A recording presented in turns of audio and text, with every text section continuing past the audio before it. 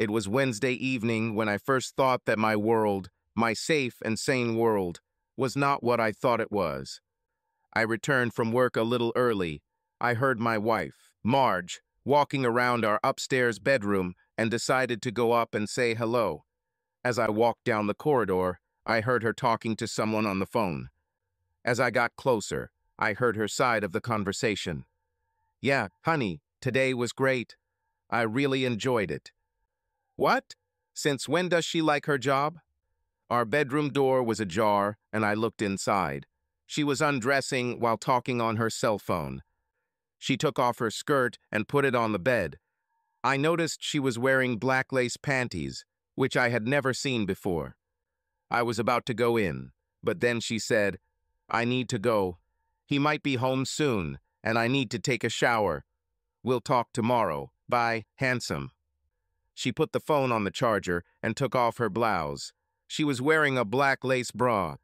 With her back to me, she took off her underwear and threw it into the laundry basket. As she walked around the bed to go to the shower, she passed the mirror. Being a woman, of course, she should have stopped and looked. From my spot in the corner of the door, I had a perfect view of her reflection in the mirror. What I saw gave me chills. In the mirror, a mark was clearly visible on her left breast. My wife had a bruise on her chest, and I didn't leave it. I heard her gasp and realized that she had seen what I had just seen. She followed. "Damn," she growled. "Now I have a trail to cover. Oh my God." She walked into the bathroom and turned on the shower, and I stood outside our bedroom, crying and shaking. My name is David Atkinson. Marge has been my wife for 23 years. We have 2 children, Julia, who is 19, and Tom, who is 18. Marge works part-time in the acquisition department at an Air National Guard base. I'm a chemical engineer. Until a few minutes ago, I thought we had a wonderful marriage and a wonderful life. Now it looked like my wife needed someone else to make her life wonderful. After a while, I calmed down a little and, entering our bedroom, I took Marge's cell phone to find the last call number. I was surprised. She had a password on her mobile phone. We never used passwords and sometimes made calls from each other's phones. I realized I hadn't used her phone in a couple of months. It was just never comfortable. I took her blouse and smelled it. There was a faint shaving mark on her that I didn't recognize. After some thought, I pulled out the DVR from the kitchen and a Ziploc bag. Back in the bedroom, I put my underwear in a Ziploc bag and stuffed it in my pocket. I reminded myself to order an organic detection kit and send it to work. The DVR was placed on the chest of drawers, aimed at the mirror. I set it up to record and wrapped one of my ties around it. It was almost hidden. As I was walking downstairs, I noticed her laptop screen was lit up, so I decided it would be a good time to check her email. Bad luck. She set a password for it too. We also never used passwords on our computers, which was further proof. Then I left. I really wanted to confront her, but I was emotionally torn. Besides, I had no real proof. She could simply deny everything. No, I needed ironclad proof. And I wanted to find out who she was cheating on me with, so that I could harm him in return. I called my wife's cell phone, knowing she was still in the shower, and told her I was stuck at work and would have a late dinner when I finished. After hiding the evidence in the garage, I headed to the nearest bar to think and suffer. It was a quiet, run-down bar with a dingy motel next to it. There was nothing special here, average food, cheap drinks, and privacy. Upon entering the bar, I noticed that they had a new bartender. Great, I thought. I hope she knows how to make a gin and tonic. It turned out that he could. Her name was Mary. She just started working, and I liked talking to her. She was a divorced mom trying to make ends meet in life. I got home around 11 p.m. The house was quiet. Everyone had already gone to bed. I went up to the bedroom to undress. As I was changing into my robe, Marge said, "You're late today, honey." Turning to her, I replied, "Sorry to wake you. It's been a long day." Then he added, but I will compensate you if you feel left out." She sighed and said, "Oh, I'm too tired right now. Maybe for the next couple of days." "It's agreed, dear. I'll rest a little and go to bed too." "Good night," I replied. "Nights." Taking the recorder, I left the bedroom and went down to the computer. As I connected the camera to the laptop, I realized that our lovemaking had dwindled over the last few months from 2 or 3 times a week to once a week, and that for the last month or so it had been on Saturday nights. I fast-forwarded until the bathroom door opened. She immediately went to the mirror and examined her breasts. I could clearly see the bruise. She pulled out some flannel pajamas for later. She usually sleeps naked. I saved the video and cleared the camera. After I put it away, I went to bed. Along the way, I raised the thermostat temperature about 4 degrees. Let's see how she likes sleeping in flannel. Marge was either asleep or pretending to be asleep when I got into bed. On Thursday morning, I got up early to get away from her. I didn't think I could hide my anger, and I needed time to calm down and plan my next steps. I called work and said that I would only be there after lunch. Then I called my friend, George. I knew George could help. We had been good friends for many years, and when he found out his wife was cheating on him, he went through a messy divorce. We spent a lot of time together, drowning in his sadness. George is now a major in the Air National Guard. After the divorce, he went deeper into work and received several promotions. The latter put him in charge of base security. On the second ring, he picked up and said, "Hey, buddy, how are you?" "Not very good right now," I replied. "I need your help. I think Marge is cheating on me." "Oh my gosh, David, I'm so sorry," he said. "I will do everything I can to help. Can you come here this morning?" "Yes," I replied. "How about I come over now?" "Sounds good," George said quietly. "I hope you're wrong, but I've never noticed you overthinking the situation." "I don't think I'm wrong, but with your help, I should be able to prove it one way or another." As soon as I arrived there, we sat on the couch and discussed my suspicions. When I left an hour later, I already had part of the plan, and I borrowed 5 digital audio recorders from George, the same ones he used to catch his wife. I am back. Marge's car has already left. I placed 4 recorders around the house, leaving the last one for her car. Then I noticed that the house was a little cooler than usual.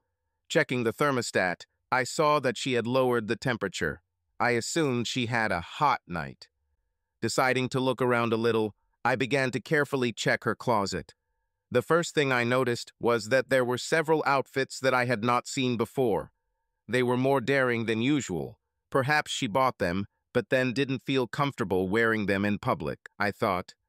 Then, in the back of the drawer, I found several sets of underwear that I had never seen before. They were worn out. A couple of them were torn. Torn in the sense that someone tore them off Marge to get to her naked body. It hurts, and I just stare at them for many minutes. Finally, I went to work. Around 3 o'clock, I called Marge on her cell phone and left a voicemail that I was stuck at work and wouldn't be home until late that evening. As soon as I got home that evening, I installed the last voice recorder in Marge's car and then went to bed. I made sure I went to bed much later than Marge on Friday night, too.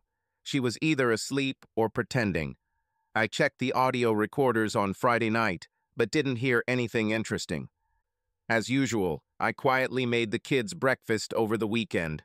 Marge sleeps longer on Saturday. On Sunday, after they finished and went to watch TV, I cleaned up the kitchen and put Marge's breakfast in the microwave. I connected the LAN cable to my laptop, logged into my computer, into the wireless router, and turned off the wireless access.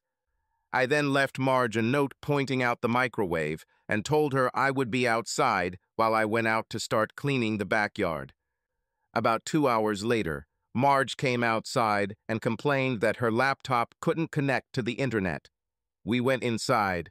I tried my laptop and said, "Mine connects. Let's see yours." She seemed a little nervous and hovered around her laptop and me, I pretended to fix the problem, and she eventually got tired and left, but came back every 5 minutes or so. While she was not around, I inserted a flash drive and installed a program to intercept the keys. The next time she left, I set it up to capture all keystrokes, take screenshots twice a minute, monitor all sites visited, and intercept her email, including deleted and sent messages. The next time she left, I went back to my laptop and turned the wireless service back on. I checked that her laptop was now connecting and went to look for her. After I showed her that it was connecting to the internet, I told her that the hard drive was very fragmented. I called up the cleaning program and suggested that when she was done for the day, she would press that button and let the program run all night. This will also give my key hooking program time to pass all the data to me. She put her arms around my neck, kissed me, and, smiling seductively, said, "Thank you, big guy. How can I repay you for your services?" I smiled back, patted her lightly on the butt, and said, "How about you wash my car?" Her face showed that she expected a completely different answer. I kissed her on the cheek and said, "Just kidding." Walking away, I added, "I need to get back to work there." She looked confused as I left the room. While I was mowing the grass, I realized that I was being stupid. I wasn't going to have sex with her tonight, but I didn't need to let her think I was suspicious of her until I had real proof. I needed to act normal for now. I decided to work like hell here today so that I'll be too tired for sex tonight. We watched a couple of movies with the kids in the evening. Marge snuggled up to me and felt good. She was in the mood for pranks. We took a break towards the end of the second film. I took the opportunity to grab a drink and take one of Marge's Xanax pills. I expected to fall asleep in 45 minutes. About 15 minutes later, Marge woke me up. I announced that I had worked too much today and was going to bed. Marge looked disappointed, especially when the kids asked her to stay for the third movie. I don't know when she came to bed. I was asleep. Sunday was my sleep day, but I woke up at 5 a.m. I didn't want to be in bed when Marge woke up in case she wanted morning sex, and it's time to start checking her background. I turned off her alarm as I left. When I turned on the computer, I realized that if I didn't have sex with her tonight, she would definitely suspect something was wrong. I ran the keyboard log reader. While it was initializing, I added a password to my computer. There were about 500 emails in a hidden folder, so I started reading them. The keylogger sent old emails first, and I looked at emails from 6 months ago. I saw 2 letters from someone named Will Perez. It had its own domain name, but the messages were about her work. Maybe this guy worked with her, or maybe this is the guy. I sorted by name and found one email about 4 months ago with the subject line, "Hey, hot stuff." I read it. It wasn't overtly lecherous, but it sounded like this guy was trying to seduce her. He registered his name as an internet domain. A quick check showed that it doesn't have a web page. I sorted by date and found 6 letters from old Willie dated yesterday. No wonder Marge was so concerned about her laptop. She was afraid that I might open Outlook. I opened the newest letter and read, starting at the bottom, where she complained to him about the marks he left on her and how difficult it was to hide it from me. His response was basically, "It happens, forget about it, and to hell with your husband." Her furious response was sent 14 minutes later. One paragraph was interesting. She wrote, "I know you don't love your wife, but I love my husband. I don't want to hurt him or ruin our marriage. It's bad enough that I rarely let him have sex with me lately. Now, when you leave marks on me, I can't even let him see me naked. I won't date you this Wednesday." Interesting, but it didn't change anything. The next 2 letters were from him with a changed tone. He asked for forgiveness, said that he would always be more careful in the future. He offered to take her on a trip somewhere to the warm seas if she could get away for a while. He admitted his love for her. Oh God, he sounded like a teenager. The last one was from her, saying that she was glad that he now understood her position.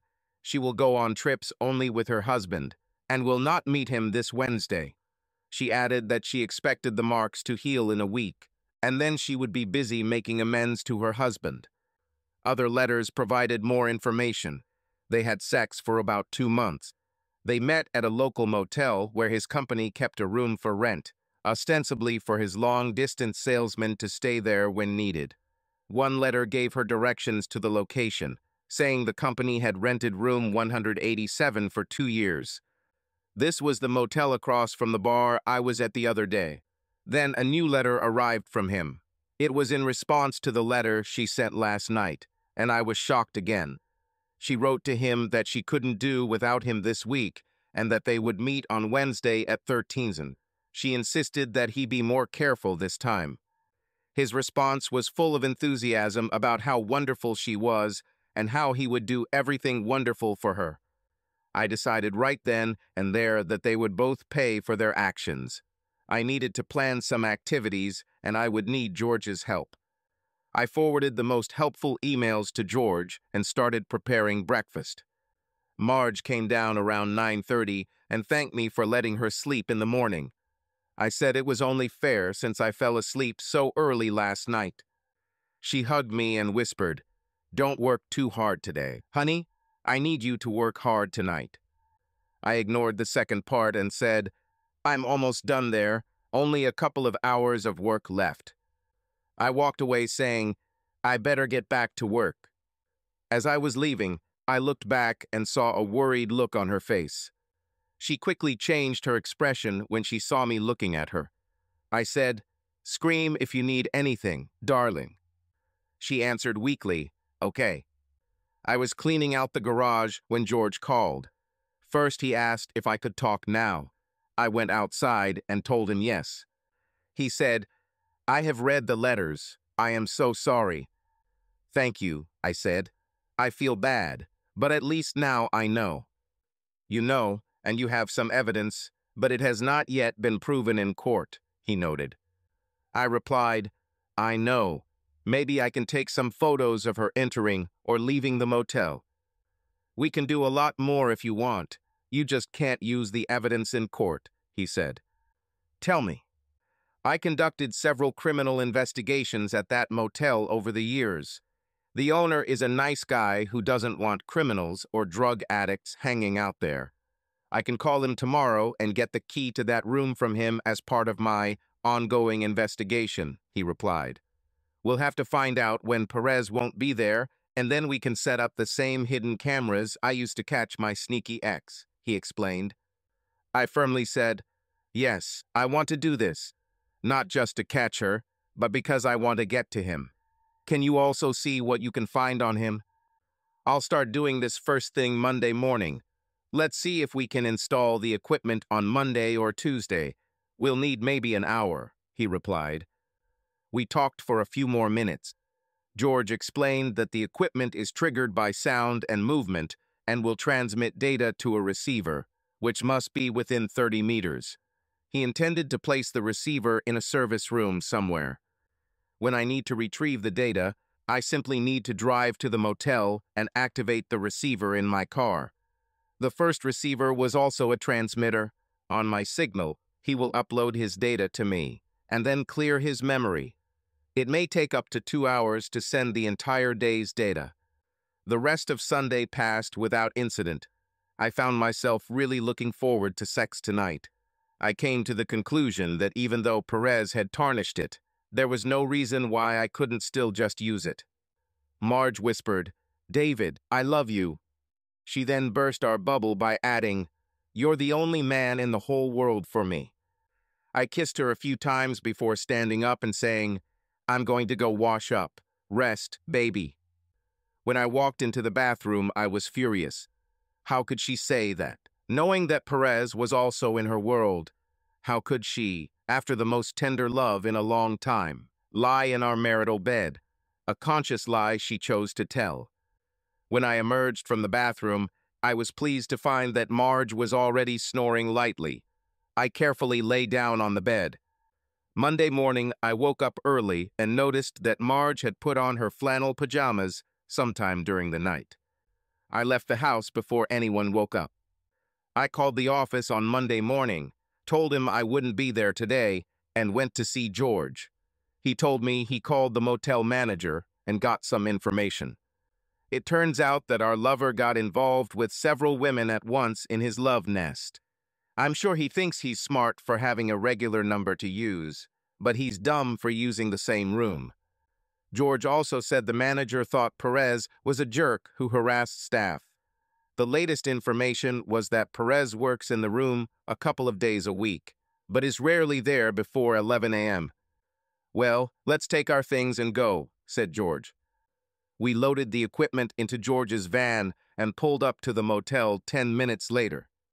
George knocked on the manager's door and introduced me as someone working with him on the investigation and noted that I would appear occasionally. The manager, whose name was Kevin, said that it would be fine and that he did not want any illegal activity at the motel. He gave George the key to the room and showed us its location on the room map. We saw that there was a service room nearby about 15 meters away. George asked for the key, which Kevin immediately printed. Finally, Kevin called Perez's room to make sure he wasn't there. There was no answer. We thanked Kevin and drove the van up to our room. George knocked on the door a couple of times and then let us in with a key. The room was empty. I stopped, suddenly looking at the bed where my wife was cheating on me. After a while, I turned around and started helping. In less than 2 hours, the equipment was installed and tested. As we were leaving, I noticed a laptop station on the table. "Look, George, he must be using his laptop here," I exclaimed. "If I can get here while he's here and gone, I can install spyware on him." George replied, "He probably leaves it here when he goes out for lunch or dinner." "I'll wait here every day if necessary," I replied. "First, I want to install a GPS on his car so we won't be caught by surprise. Let's not rush," he replied. "Understood. I don't want to risk revenge. Let's get out of here. I'll treat you to lunch. How about eating across the street? Their food is pretty good. Oh, and they have a new bartender. She's nice and easy to talk to." "It sounds good. I'm hungry," said George. When we entered the bar, it was empty. I went in first. Mary saw me, smiled, and waved. Then George came in behind me. Mary's face changed in surprise. She threw down the towel she was using to wipe the bar and immediately came over to us. Ignoring me, she threw her arms around George, saying, "George, it's so great to see you again." He hugged her back warmly and said, "Mary, I was wondering. It looks like you're back on your feet. I'm so happy for you." She pulled away, still holding him, and said, "No, I'm not there yet, but I'm getting closer. Thank you." From the side I said, Mary, I'd like to introduce you to my good friend, George." They both laughed. Mary let go of George and put both hands on my arm, saying, "I liked you from the first time we met. Now that I know you're George's friend, it means a lot to me." I smiled and said, "He's kind of a jerk, but overall, he's a normal guy." She smiled and said, "George and I have known each other for a couple of years, but I never thought of him as a jerk. It's probably a man thing." Mary continued serving drink orders for 4 other customers, but always came back to talk to us when she was done. Among other things, I learned that she was working as hard as she could to raise money for medical school in about 5 months. Around 2 o'clock in the afternoon, George and I were the only customers. I noticed this, and Mary said it was always empty during the day. She added, "I don't earn tips, which is bad, but I usually use that time to study." Then, smiling at us, she concluded, "But it's much nicer to talk to you guys." We talked for another hour and a half when suddenly Mary, looking quite serious, turned to George and said, "George, I'll tell him." George simply returned her gaze and nodded slowly. She turned to me and said, "If we're going to be friends, I don't want to have secrets, and perhaps after I tell you, you will want to not consider me your friend. I'll understand that. But I don't want to hide my life from you, and I don't want you to learn this from someone else." I saw her grab George's hand. She squeezed him tightly and said, "Let me tell you how I met George. This scoundrel arrested me. He took me to a dirty cell in some cold dungeon that he has at his base. I broke down when I saw the camera. He didn't care. He just pushed me in there and started closing the door. Then he stopped and saw me crying. He started yelling at me, telling me how I was ruining my life and how stupid I was. He said I was hurting myself. No one had told me this before, but I heard it then, and everything came out of me. I collapsed on this terrible dirty mattress and cried like a child. George sat down next to me and said one word. She looked at me with tears in her eyes and continued. He asked me, why? He didn't say anything else. Looking at George, she continued, for the first and only time in my life, I gave it all. Crying, sometimes hysterical, I told him everything. I don't know how long it took. George sat there with me. When I finally finished, he just stared at me for a long time. Then he stood up, lightly squeezed my shoulder, and then locked me in this cell. He left me there for 14 hours. Didn't see anyone, didn't hear anything. Finally, he came back and told me it was time to see the judge. The lawyer didn't say a word. The judge was about to sentence me to prison when suddenly George stood up and asked for it. I will never forget what he said and what he looked like in his full uniform. I can still quote him verbatim, but the important thing is that he told the judge that justice would not be served if he sent me to prison. He wanted me to go to rehab. The judge and lawyer looked shocked, which is understandable since I was a 3-time loser and clearly guilty of the crimes George was accused of. And suddenly cool George took my side.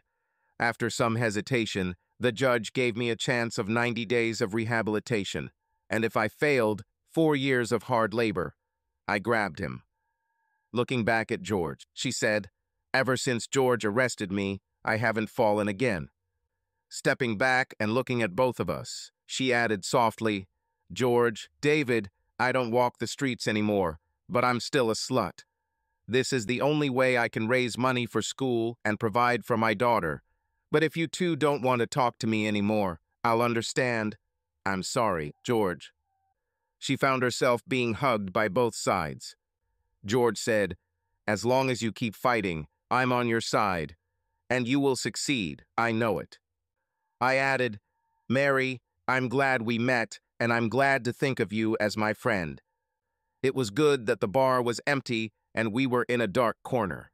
Mary just held us and cried. On Monday evening, Marge returned around 5:30 with Chinese dinner. She came over to kiss me, but I just took the bags and carried them to the table, saying, Great, we're all hungry. When I turned around, she was looking at me with a thoughtful look. I said, Why don't you change in the bathroom while I get everything ready for dinner? Her face turned pale as I turned away and began taking plates out of the cabinet.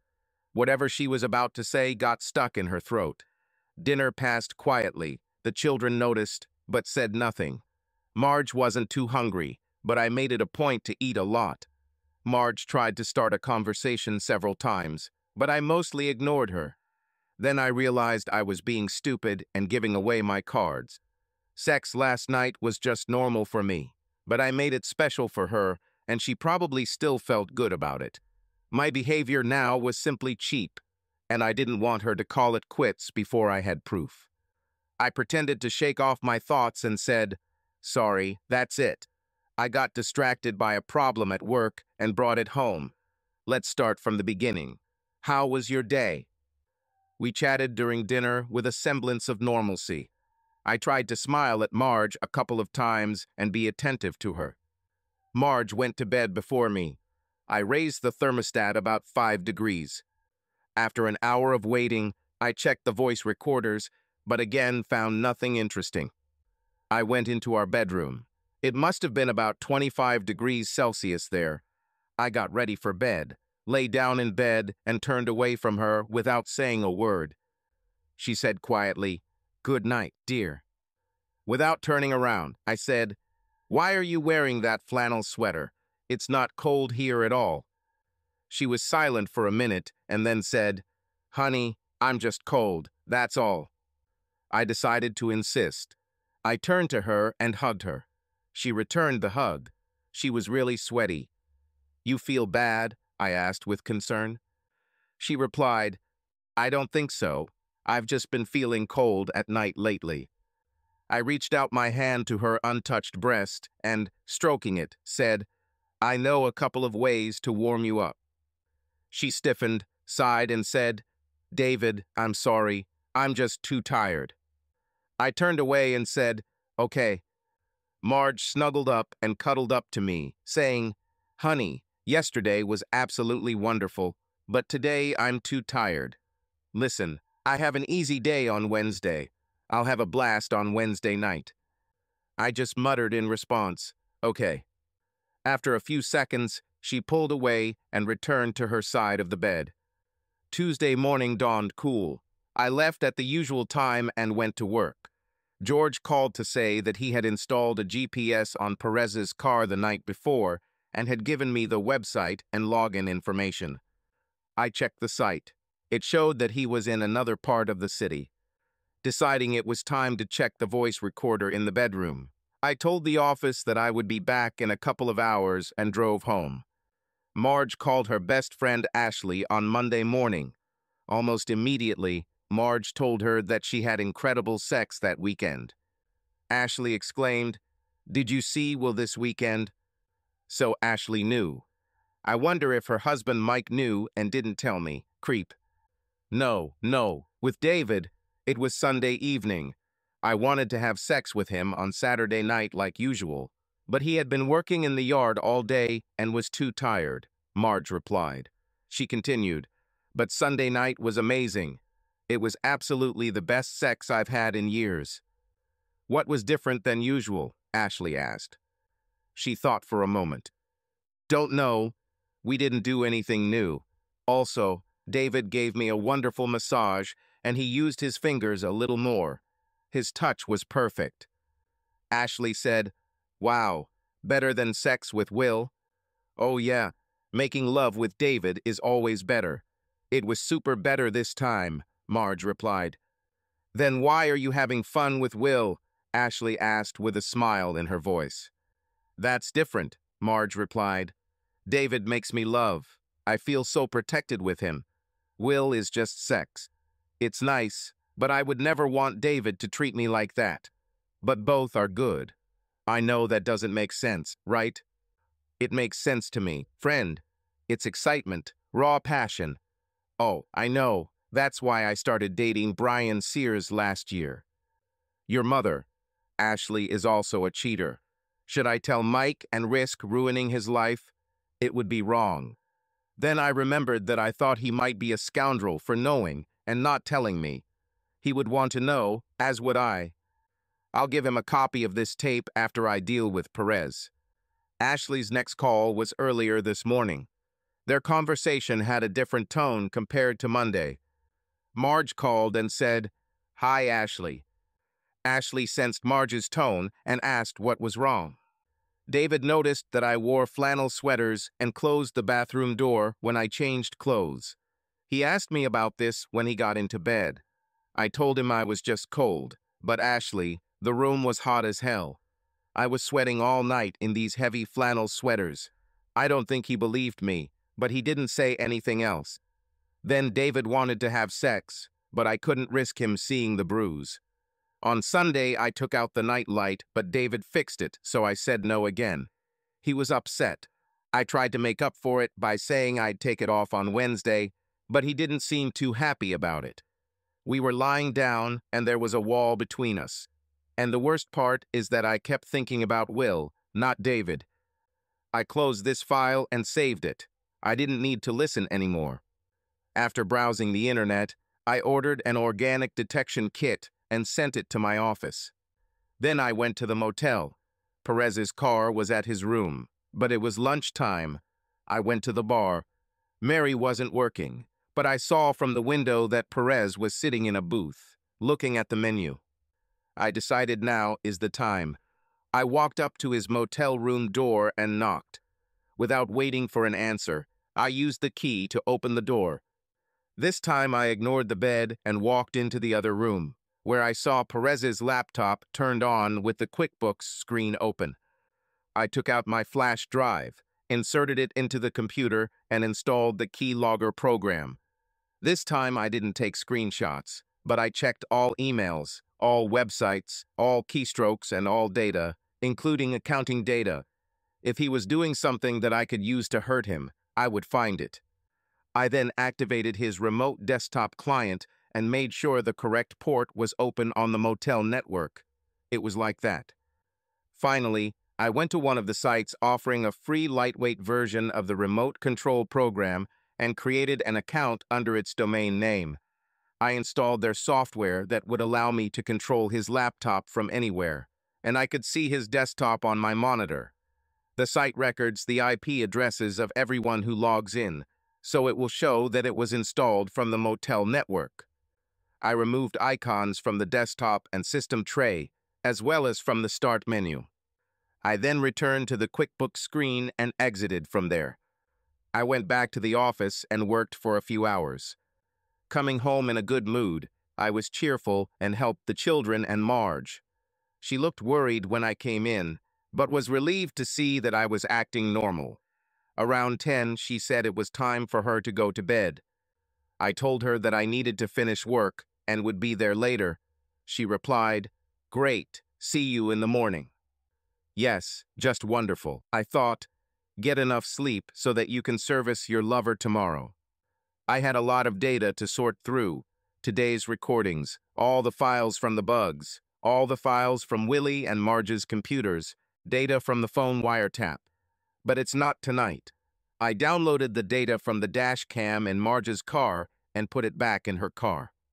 She was either asleep or pretending to be asleep when I got into bed.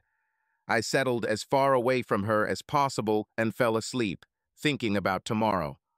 Marge was up before me on Wednesday morning, which worked to my advantage. I was sick of the thought that she would cheat on me again today, and I would have to watch a tape of her pleasuring her lover and receiving it in return. When I entered the kitchen, she was already finishing preparing breakfast. I noticed that she was fully dressed for work, which was new. She said, "You're just in time, darling. Good morning." I muttered something in response and took a cup of coffee. After a couple of sips, I turned to her to find her looking at me with a puzzled look. I said, "Sorry, I'm still sleeping." She said, "Okay, you're usually so cheerful in the morning. Now you know how I feel in the morning." I didn't answer, just sat down and took a sip. The children came in, and she began serving breakfast. I always help her serve when she cooks, but today I didn't. I didn't look at her, but I saw from the corner of my eye how she kept throwing quick glances at my face. As she placed the plate in front of me, she paused and stared at me. I pretended not to notice, looking at the door. As I was about to leave, she stood in front of me with a worried look and quietly said, "David, is something wrong?" I looked at her without expression and said, "I don't know." I hugged her, suddenly affectionately. She melted in my arms, saying with relief, "I'm glad. I was worried." I said, "I love you and I can't imagine life without you. And there is no other woman in this world with whom I would like to make love." I waited and then added, "I hope you feel the same way about me." She immediately hardened and, sobbing, hugged me tightly, saying, "Of course." She then whispered, "And I plan to wear you out tonight." I pulled away abruptly and walked out without looking back. I drove to the motel and downloaded the data while I waited for Marge to go to work. I got home a little after 9 a.m. I spent the entire time in the parking lot wondering how I was going to get through this day. How can I behave normally with this traitor? What should I do? How can I watch a video of her with another man? Downloading data from the bugs took some time. I wandered around the house aimlessly while they copied. There's no way I'll be able to have a normal conversation with Marge tonight, much less get into bed with her. I started with his emails. After a couple of hours, I learned a few basic facts. He had 3 companies that bought products cheap and resold them to a local military base, several Fortune 500 companies, and the federal government. Looks like he cheated on 5 women besides my wife, that busy scoundrel. He had numerous emails regarding product quality and specifications. I saved a couple of letters for later study. Nothing special yet, but it was a start. I then copied his 3 companies' QuickBooks files and used a keylogger program to find his logins and passwords. There was nothing particularly useful there either. I'm not an accountant. I noticed that he had 6 corporate credit cards in his expenses section. He even included each card number in the notes for each card. Listening to his phone conversations took a lot of time, but it turned out to be very useful. I started to see a connection between some of the emails and what he was saying on the phone. One call was from someone in the base shipping and receiving department. He said he was having trouble processing the latest shipment due to duplicate serial numbers. What's worse is that all future shipments must have unique serial numbers. Perez was annoyed by this and made it clear that he did not like it. The interviewee insisted that the new audit software would capture all sorts of things and that they needed to be careful. When Perez hung up, he went online and ordered 2 specialized printers and supplies. Another call was from a supplier who wanted Perez to buy from him. After much prevarication, Perez finally said, "Listen, the qualification process takes forever. That's how it works. But I like you and I want to help. The chief purchasing officer on base is the guy who approves suppliers, but he listens to his purchasing agent. I can get him to help you, but it will cost money." The interviewer seemed beaten when he asked, "How much will it cost?" "For $5,000 cash, you can sell $100,000 worth of goods to the base. And to help you out, you can raise your price by 2% no problem. Future orders will not cost as much," Perez replied. The interlocutor sounded somewhat happier. "Okay, how will I give you the money?" "Let me know when you have everything ready. I'll tell you where to meet. In 2 days, your proposal will be accepted," Perez replied. "Thank you. I'll call as soon as I can." The next call was from a guy in the purchasing department of the base where Marge worked. He told Perez the bid sizes from several competitors for several contracts. In addition, he received 4 interesting calls, all from his mistresses. One of the calls was from my wife. It was the same conversation that I heard from the dash cam in the car. Taking a break, I decided it was time to organize the information a little more, so I created folders for Marge and Will on the flash drive, and subfolders for video, audio, data, and more. I moved everything I had there and made a backup. It's time to call George. He sympathized with me for a few minutes, and then I told him that I needed his official help. He listened. When I finished, he said, "Great. Although I cannot use your evidence in court, it will informally make my investigation easier. We have been investigating the situation with deliveries and reception at the base for several months now. Inventory goes missing, sometimes entire lots. Documentation shows nothing unusual, but physical inventories show duplicate serial numbers and below-spec materials. I need to see what you have as soon as possible." I said, "I must leave the house before she comes. I can meet you this afternoon in your office." He said, "No, let's meet at my house at 3 o'clock in the afternoon. I don't want to involve anyone else yet. Dinner and drinks are at my expense, and will drown our sorrows a little. I'm driving." "You're drinking," George said firmly. I agreed, and we immediately ended the conversation. Here is the answer. I'll spend the evening with George and do something stupid. By the time I get home, Marge will be asleep, and in the morning I can use the hangover as an excuse to stay away from her. Suddenly I shuddered. It was almost 1 o'clock in the afternoon. She will be with him soon. I called Marge's cell phone and it went to voicemail. Apparently, she didn't want to talk to me now. I left her a message that I was going to George's and would be back late. As a result, I returned to work, starting to watch video files from Monday until this morning. The first surprise awaited me there. Early Monday, a woman entered using her card. That idiot immediately stood up from his desk, hugged her, and kissed her passionately. They retired to the bed for fun. I saved the file.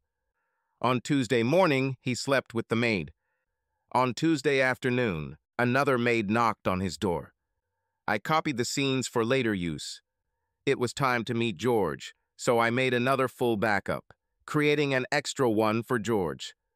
George picked me up, and we spent about 2 hours discussing my findings and then headed to the bar. It was about 1 in the morning when we left, but that's all I remember. Thursday morning, I woke up around 9. The house was empty, Marge and the children were gone. There was a note on the table. It read, "Because you were so drunk last night, you didn't set your alarm. I'm not your alarm clock." I laughed, thinking, she's so angry. Great, I won't have to run away from her. I then called the office to report that I was sick. After that, I drove to the motel to get the video I was afraid to see. On the way back, George called, saying that the investigation was now in full swing. The man who took the $5,000 bribe agreed to wear the bug. The methods by which Perez and his friends stole were revealed, and a preliminary report was sent to base command. Military police were expected to search Perez's office, motel room, and home. His computers will be thoroughly checked, and there better be no keyloggers sending data to me. I assured him that there would be none. George hoped that the search would take place in about 10 days, and hoped that I could avoid confrontation with Marge until then. He then added another detail. Since the leak to Perez had come from the purchasing department, Marge was now considered a person of interest. I was about to say, that was stupid. Marge doesn't steal. But then I realized that I had also thought that Marge would never cheat on me. We promised to talk tomorrow.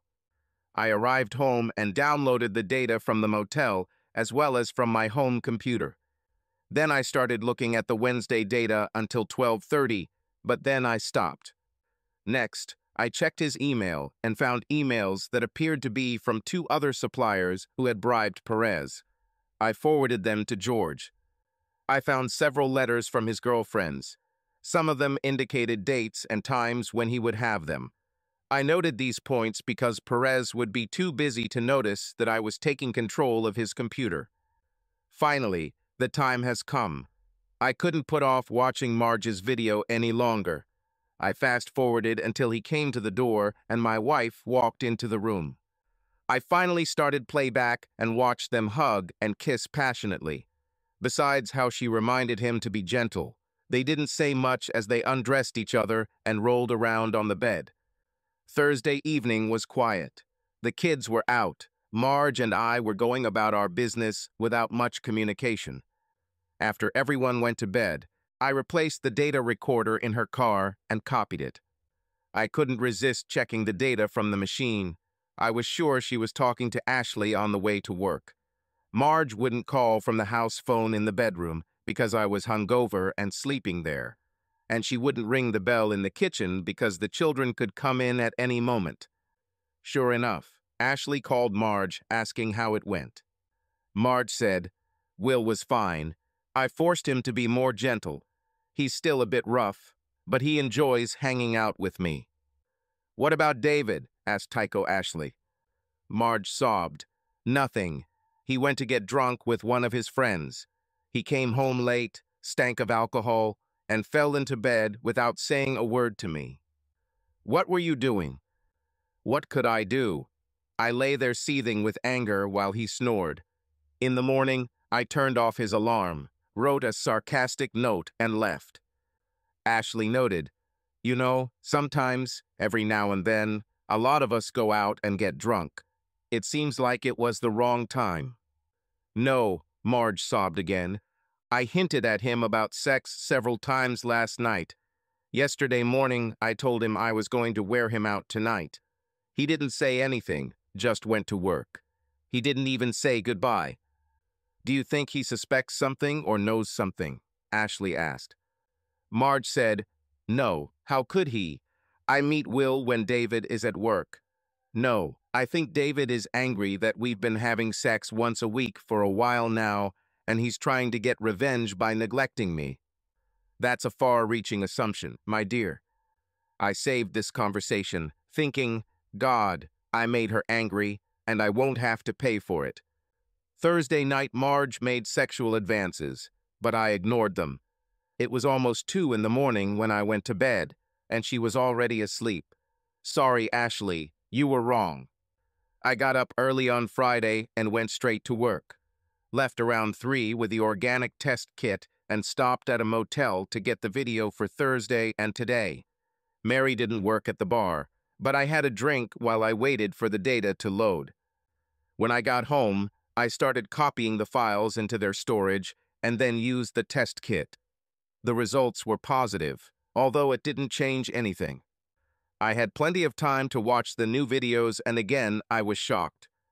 I opened the first file. Mary went into his room. He gave her money, and she had sex with him. There were 2 other interesting files, both from this day, just a few hours ago. In fact, the first was a phone call from Marge asking her to come over. After a little play, Marge agreed. The latest file showed Marge walking in, hugging and kissing Perez, then kneeling in front of him. She left soon after. For no particular reason, I saved these 3 files for George. I called George and said that I needed to meet with him urgently. He agreed and offered to come directly to my home. But there was too little time before Marge returned, so I asked to meet at his office.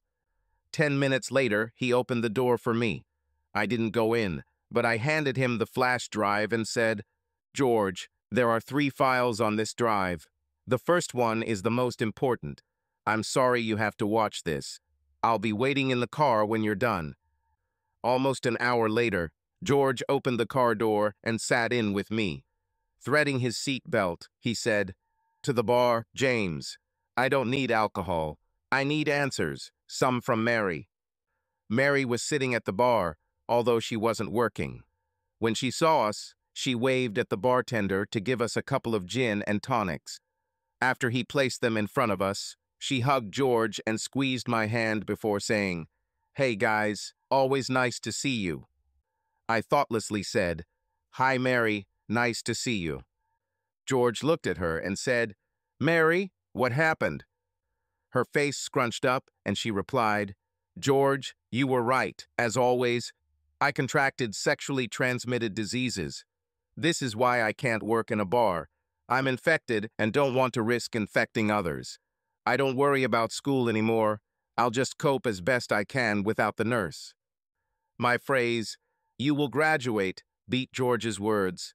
You will become a nurse, by half a second. Mary simply lowered her head and replied, No, I can get by with this job if I don't have to save for school. That's enough for now. George grabbed her hand and blurted out, No, that's not even close to enough. You talked about becoming a nurse that day in your prison cell, and every day after that you worked towards that goal. I won't let you give up.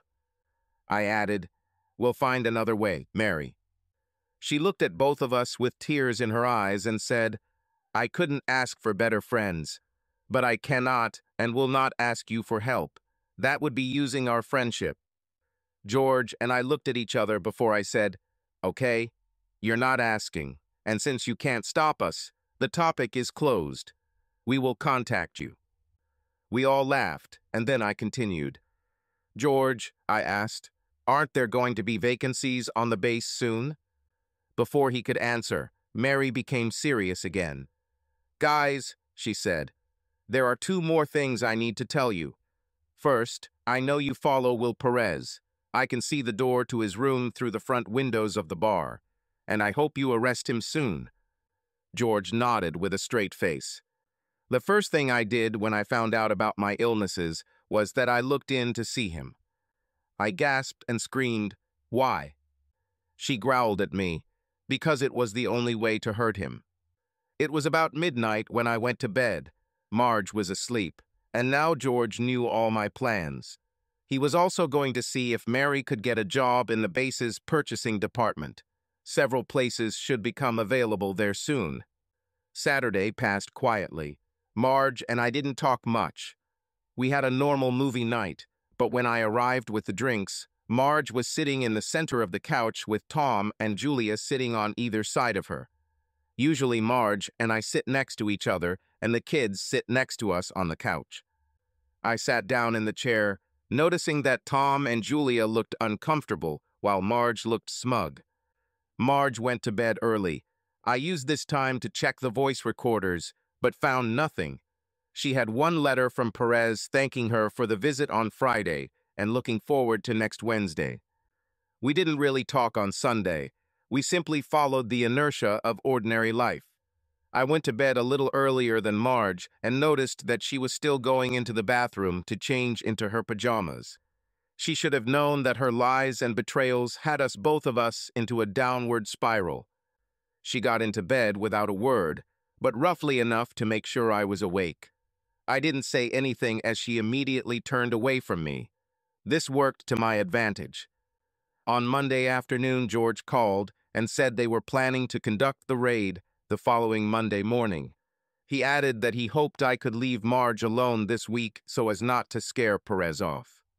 I agreed again and said that I planned to tell Marge that I would be on a business trip from Wednesday to Sunday, but that I would actually get a motel room and work out the details that I had discussed with him. I then called Kevin at the motel and booked a room directly above Perez's for 5 days.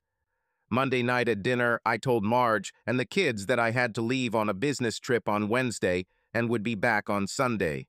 Julia and Tom expressed dissatisfaction. Marge showed no reaction. On Tuesday, Marge and I barely spoke. I packed my bag and put it in the car. After everyone went to bed, I checked the recorders. Only one conversation was interesting. It happened this morning between Marge and Ashley. Marge said, "Ashley, that creep is ruining everything." "Will or David?" Ashley asked, confused. "David. We've been arguing for days now or just ignoring each other. Last night he told me that he was leaving on a business trip on Wednesday morning and would not be back until Sunday. Again, I can't have them both in one day. Damn it." Ashley said, "Marge, you better take care of your husband's issues before you worry about your fantasies. This has gone on too long." "Yes," Marge replied, "but if David would stop being such a bastard, I would amaze him with my skills. I just don't understand why it has to be so difficult."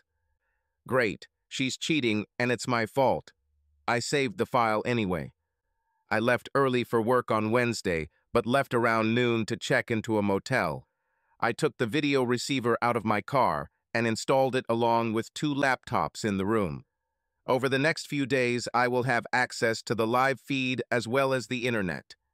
Then I waited until 1 p.m., watching from the window. I saw Marge drive up and enter his room. She brought her laptop with her. I turned on the live feed and watched as she hugged and kissed him. She told him she needed to check her email first, then turned on her laptop and connected to the motel's internet. They both worked on their computers for about 10 minutes. Once she told him she was done, he picked her up and carried her to the bed. I turned down the volume and remotely logged into Perez's computer, and from there into Marge's laptop while they undressed each other. Then I got to work. They had sex, rough and passionate, for almost 2 hours, and then fell asleep in each other's arms. They woke up around 5 p.m., which gave me 4 hours of access to their computers. When they started to wake up, I logged out, but continued to watch. She woke up first, looked around, saw the clock, and then saw him. She shook him, saying, "Will, wake up. Honey, we fell asleep." He snorted as he woke up and rolled over onto his back. He asked, "What time is it?" "A little after 5. I have to go." He yawned. "Me too. I promised my wife that I would take her out to dinner." She playfully hit him and said, "Hey, I don't want to hear about it." "I hear too much about your husband and children, don't forget," he said as he began to stand up. She grabbed him and said, "Honey, I'm sorry I said that. I know we both have other lives and I love mine. Sometimes I just get jealous thinking about you and your wife. I know. Honey, this is hard for both of us, he added. I like to think that your body belongs only to me. She objected. This is not yours. I choose to share it with you, but I love my husband, and I'm going to make up for the last few weeks of neglecting him. I truly love my time with you. Please understand this, but I can't risk my marriage. He pulled away from her and said, Hey, I don't want my wife to find out either. Standing up, he added, Damn, my shoulders are burning. She screamed, Will, I'm sorry. I scratched you. God, I'm so sorry. Crap. He went to the bathroom and looked at his wounds in the mirror. Damn, you cut my back, bitch. I am so sorry, Marge sobbed. She jumped out of bed. I'm sorry, Marge moaned. I guess we can't contain our passion. Probably, he muttered. Let's get dressed. I need to go home. When they were ready, he kissed her cheek, grabbed her ass, and said, Love, see you soon. She responded with a kiss and left. Looking out the window, I watched as she walked away from her lover to return to our house. Anyone watching her would have realized that she was very tired. Oh yes, she'll pay. Thursday and Friday, I alternated between my work and my projects. On Thursday afternoon, he received a call from Marge saying that it had been great, but that she couldn't see him anymore and that she was cutting off contact. They argued for a bit and then promised to talk again soon. Late Friday night, I made the final transfers between computers, sent a few emails, and then removed the keyloggers from Marge and Perez's laptops and cleared their logs. I accessed Marge's computer through Perez's computer, knowing that the login program would record that the IP address was from the motel. I have forwarded all active offers to Marge Perez. I returned home on Sunday afternoon. Nobody was home. I took 4 voice recorders and cleaned them without listening. George could take them and the recorder from her car now. Then I unpacked and poured myself a drink.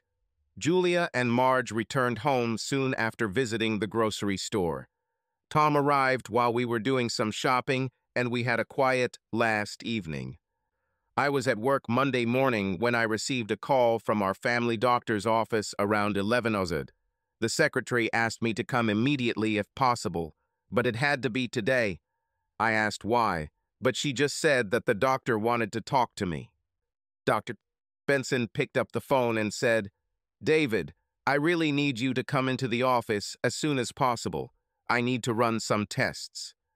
I replied, Doctor, I will come, but please tell me what caused this and why it is so urgent.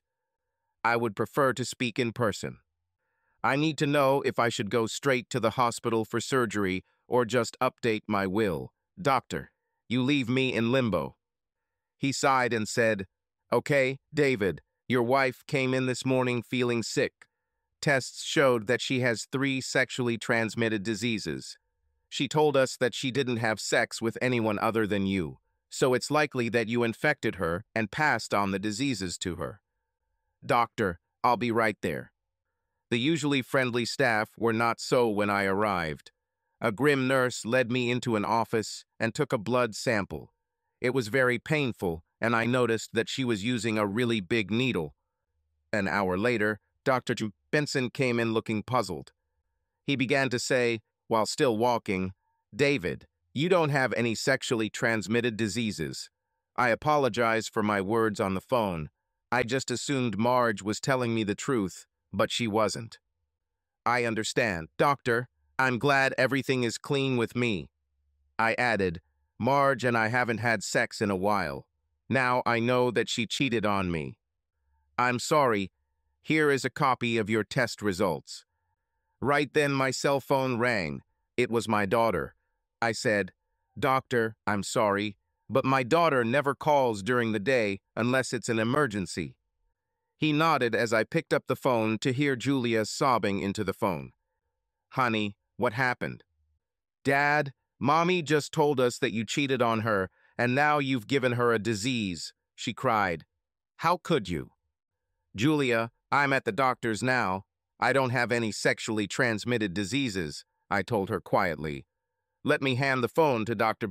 Benson so he can confirm this. After he did this, he returned the phone to me. Julia sobbed.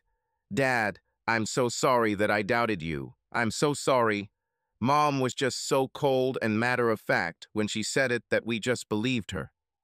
I understand. Honey, it's okay, I told her. Now tell the truth to your brother, but please don't tell Mom we talked. I'll be home soon. When I approached the administrator to pay my share, she handed me some papers, saying, These are copies of your test results confirming that you are fine. Due to HIPAA rules, we cannot give you information about your wife's medical problems. Handing me some more papers, she added, But I must have made a mistake and accidentally gave you copies of her report too. She looked into my eyes and smiled. I realized that Marge would not be well received in this office when she came in for treatment for her STDs. I thanked the woman and headed home for one last confrontation. Arriving home, I saw that Marge's parents were invited to this circus. I parked the car in the garage and went into the kitchen. I heard voices from the living room, talking and sobbing, but most of all I noticed my father-in-law. Tall and muscular, a former miner, he was always hard to miss. Now, standing there, flushed, looking at me with hatred, his hands clenched into fists, he caught my attention. It didn't help when he hissed, You little bastard! You cheated on my daughter and gave her a disease. I will grind you into powder. Estimating that I had about 2 seconds to avoid a serious beating, I walked up to him, put my face about 6 inches from his, and, looking him straight in the eyes, said, If I did that, you would be right, beating me, but I didn't do it. Confusion fought with anger. He looked at me until he finally asked, Tell me, fast. I gave him copies of the medical reports. He read them 6 times and then just stared at the pages as the crying in the living room intensified. Finally, he met my gaze and said, You are clean. My daughter contracted a sexually transmitted disease, but someone else gave it to her. She lied to me and she cheated on you. I said, We've been having problems lately and haven't had sex in a while. This saved me from her illnesses, but you didn't know that. David, I'm sorry for what I said and for what I thought about you. It's okay, thanks for listening. My marriage may be over, my life may be over, but I'm glad you were willing to listen. His eyes narrowed and he said, Let's talk. I grabbed him by the shirt and pinned him to the tabletop. Now it was me who hissed at him. The conversation will take place on my terms. She's your daughter, but she's my wife, and she shouldn't have brought her parents or our children into this. But she did it. My daughter, Julia, called me in tears. I still don't know what my son is thinking. You're a witness here because your daughter got you and them into this, but that's all. Looking down at him in rage, at this guy who could throw me over a wall, I added, I don't care what you hear. This concerns my family. You stay away from this. Understood? Quietly he said, Yes, I understand, David. I let him go and we went into the living room. Both Marge and her mother yelled at me. Tom sat in a chair and cried. Julia dodged her grandfather and clung to me, saying, Daddy, I love you. Tom followed a moment later. I found myself in a double hug while my mother-in-law cursed me and my wife cried. Julia touched the papers in my hand and, looking into my eyes, asked, Is this proof? I nodded. Julia took the papers and stepped back guiltily to read the medical reports. She pulled Tom by the hand and showed him the important lines. They exchanged glances and then both hugged me tighter than before. Mother Marge cursed again and then said, How can you two hug this traitor? He gave your mother the disease. Marge, lying on the sofa, cried harder. Julia pulled away and approached her grandmother. She knelt down in front of her and, looking into her eyes, presented both medical reports. A few moments later, my mother-in-law covered her face with her hands. Marge screamed, What? Why does everyone think so differently? Julia's face was indescribable as she stood up from her grandmother and knelt down in front of her mother. She showed both medical reports again, pointing to the lines that proved that I was clean and Marge was not. Marge's face paled as she realized the reports. Julia said, "Mom, you lied to us. You cheated on your husband. You are a traitor." Marge gasped and swung her hand at Julia's face in retaliation. My daughter has quick reflexes. Her hand came up to block the blow. Now it was her turn to hiss. "Mom, don't ever try to hit me again. You have lost this right. You are my mother and I love you." Standing up, she added, "But you are a traitor.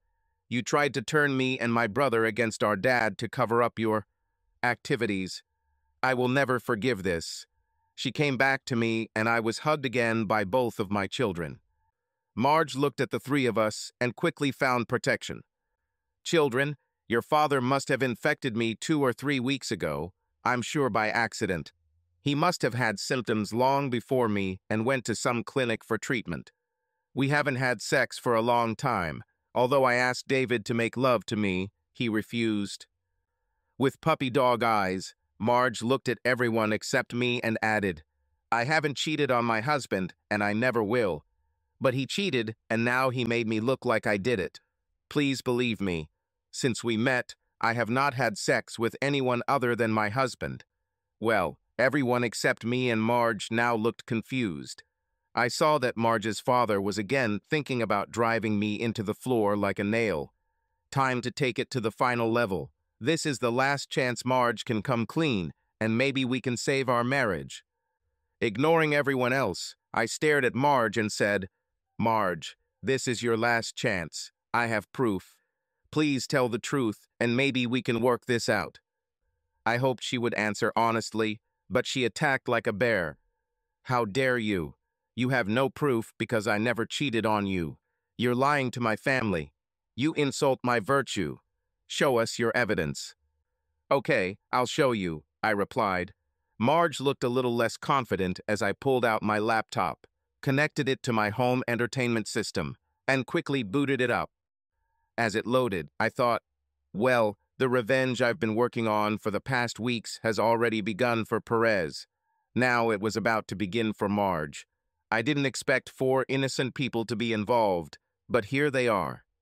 The first thing I did last Wednesday, while Marge was busy with Perez, was use one of his company's credit cards to register a domain name and open a web hosting account. I then spent the next couple of days creating the website we were going to look at. Looking at Marge, I asked, "You broke up with him on Thursday, didn't you?" Disdaining me, she laughed. "You're crazy. There is no one but you. But now it can be." I opened Outlook on our 65-inch TV and clicked on one message and asked, "Do you recognize this guy? His name is Will Perez." Marge's face turned pale, and she faintly whispered, "No." He sent me a link to his website. "You stand out there, noticeably." Turning to Julia and Tom, I said, "It's time for you to go upstairs." Julia said, "No. She got us into this. We're not leaving now." Tom simply remarked, "Dad, I see the link address. If you send us upstairs, we'll be typing that address into my computer in 5 seconds." No one else offered an opinion, and Tom was probably the only person who would have read the link as a matter of course. He must have wondered why I was going to start a site called the Horsoff Perez. Nodding to the children, I clicked on the link. A blue screen flashed across the screen, and a deep male voice said, "Welcome to the Whores of Will Perez." Photos of fully clothed women began to appear on the screen as the voice continued. "I want to share with the world the women I seduce. These are mostly married sluts who are easy to persuade into bed. I use hidden cameras to record everything they do." Marge gasped, perhaps feeling like her world was about to fall apart. The voice now hopefully sounded like Perez. I spent a lot of time converting the audio into his voice. "Look at them. I have some videos and audio clips for each. If you like what you see, message me. I have high-definition video footage. For a small fee, they can be yours. And remember, These are hidden videos. These women have no idea I'm showing them to the world. All eyes were glued to the fourth image. It was Marge. She was wearing one of her usual work clothes, a gray pantsuit that suited her well. I hovered my mouse over her image and we heard, "Meet Marge A. She's in her mid-50s, a little plump. I have a lot of videos of Marge. Click here to see and hear clips of Marge in action. Message me for a list of videos and prices." All heads turned to stare at Marge, who was pale and clenching her fists. Looking at the screen, she moaned, "No, no, this cannot happen. No." Clicking on Marge's picture brought up a screen with 8 clips of Marge. Marge's eyes widened when she saw the screen. Apparently, she recognized the place and perhaps some of her poses. She began to sob. Her mother hugged her. Her father looked stunned. Our children looked, to put it mildly, very angry. I walked away from the computer saying, "I think we've seen enough." "No," said Julia. "I haven't yet. These little pictures could be anything. I want to know what the hell is going on," she continued angrily. "I want to see the proof either way." At the same time, she rushed past me, grabbed the mouse, and clicked on the first image. While the video clip was loading, Tom walked up to her and put his hand on her shoulder. She hugged him tightly. "Oh my God, this is disgusting," Julia exclaimed in shock. "How could you do this?" Tom looked even more shocked, but didn't say anything. Marge was crying in her mother's arms at this time. Marge's father hugged his wife, and Marge just sobbed. After a few seconds, Julia clicked on the following link and the video appeared. Marge's sobs grew louder. No one said a word when Julia clicked on the third link. When the video disappeared, I said, "Julia, we've seen enough." She nodded and tears streamed down her face. She and her brother walked across the room to hug me again. Tom cried, as did Marge's parents. Marge cried uncontrollably in her mother's arms. After a minute, I asked, "Marge, why?" She started crying even harder, trying to answer, but all I could make out was, "I don't know. I'm so sorry. God." Handing Tom the car keys, I said, "Kids, go somewhere for a couple of hours. Go shopping if you want. Do you have credit cards but need cash?" Tom replied, "No, I took care of it. We'll have dinner and come back tonight." Julia said, "I need to get my purse. I'll be right back." After they left, I said, "I'll be back in 30 minutes. Marge, it would be nice if we could talk then." Looking at her parents, I added, "It's better if you two stay too. Please, she needs your help." Then I went for a long walk. I returned about 40 minutes later. Marge and her parents were sitting at the kitchen table. Marge immediately stood up and said, "David, thanks for coming back." I nodded and said, "Please sit down. We have one more problem to discuss." Marge's face turned pale again.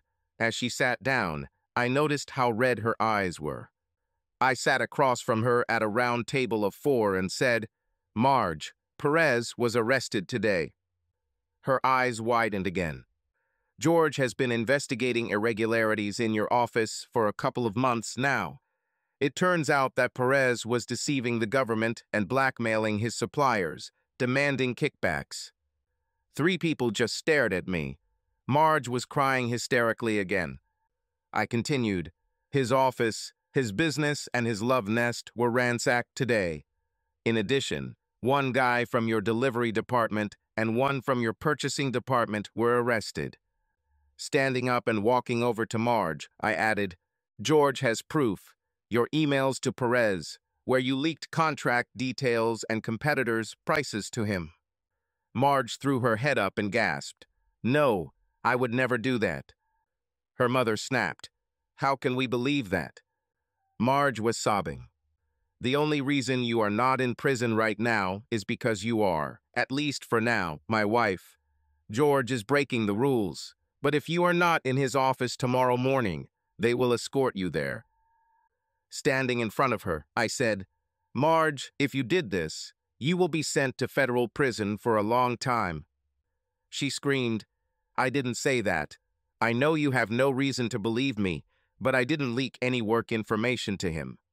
She looked into my eyes and admitted, "Yes, I lied to you. Yes, I had an affair with him, and he gave me diseases. And what's worse, I tried to frame you to cover up what I did. I can't expect you to forgive me or want to be with me. And if I had sent Will any information, prison would have been a good place for me. I had nothing left anyway, but I didn't." I asked, "Marge, have you ever taken your laptop into his love nest?" She nodded. "A couple of times. It allowed me to work, while still having the day off. I am so sorry." I shouted, "Day off so you can cheat." Grimacing, she nodded. "Marge, has he ever had access to your laptop? Have you ever finished with him and then go take a shower or fall asleep while you were connected to the base network?" She nodded again without looking at me. I grabbed her laptop and quickly turned it on. Then I turned off our internet. I needed to do this because one of the last things I did after gaining remote access to Marge's computer was to schedule a mass email to make it look like Perez had done it. With the internet down, the letters couldn't be sent, but here was another crime to pin the blame on Perez. I pretended to be surprised when the password was needed and asked her to tell me. After a short pause, I looked at her and said, "Marge, he installed a remote control program on your computer so he could control it and see everything. There's an entrance there for Perez." Her head shot up, shocked again. "He set me up," she cried. Nodding, I said, "Yeah, it looks like he wanted more from you than just your body." Pretending to ignore her reaction to this, I leaned towards her laptop. I waited a moment and then straightened up and looked at Marge. "It's good that I turned off the internet. There is a scheduled task to send his email to all your contacts," I told her. "To family, friends, work colleagues, church, everyone. You broke up with him on Thursday, and this is his way of getting revenge." Marge completely collapsed, and her mother hugged her again. "But it might be enough to keep you free." All three of them stared at me, so I added, "This shows that he had remote access to your computer and could use it to obtain confidential information. Now George thinks you sent Perez those documents. This shows that Perez could do it, and this website logs IP addresses. If you're not lying, Marge, he will show that Perez was logging into your computer at the time your emails were sent to him. This may justify you." Another part of my revenge was that I installed camera software on Perez's computer and copied all the video files to his hard drive. It now appeared that the videos were his, making them admissible in court. And since it now appeared that the videos were his, they were admitted into evidence. Perez found himself in more trouble than he could have imagined. I also sent audio files of his blackmail efforts to his computer. George could have used them too. A few months later, after Perez's last criminal conviction, he was convicted for theft, fraud, extortion, and racketeering. On the day he entered prison, the Internal Revenue Service and state tax authorities notified Perez that they were looking for lost taxes on bribes he received and were also auditing his companies. On his second day in prison, his wife filed for divorce. A week later, George and I were sitting in the bar where Mary no longer worked. Her new job in base procurement allowed her to leave the bar and enroll in medical school for night classes. I reminded George that I needed to find out how much I owed him for his recording devices that I had donated to Perez. He promised he would, and then, smiling broadly, added, "Besides, you and I spent $500 each yesterday." "Great for us," I replied. "This gin and tonic isn't as good as the one Mary made, but it's still good." At that moment, Mike entered the bar. He looked terrible when he approached us. I ordered a new round of drinks. The new barmaid made better gin and tonics. I expected Mike to show up tonight. I told him where I would be. This afternoon, with regret, I gave him a copy of the file where our wives talked about their infidelities and told him about what happened between Marge and me. Mike took a sip of gin and then turned to George. George, I'd like to rent some official equipment. And so it all started again. Subscribe to our channel so that your love doesn't cheat on you, and go ahead and listen to the next story, because this story is nothing compared to the next one. If you're under 18, don't even think click to the next one.